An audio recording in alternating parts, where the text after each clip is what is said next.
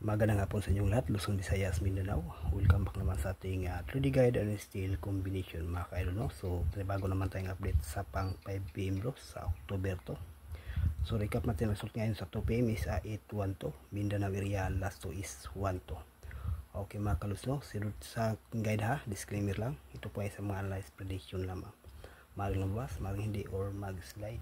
Okay, yung ating 177, no? At saka 331 pa-although po yun mga kaidol, yung dalawang guide na sinishare ko kayo ng umaga. So ngayon, para lang po ito sa pang 5 PM bro, kumbaga actual guide lang natin to. Okay, so unang combination natin is 307,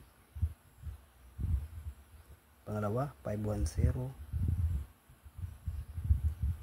pangatlo is 107.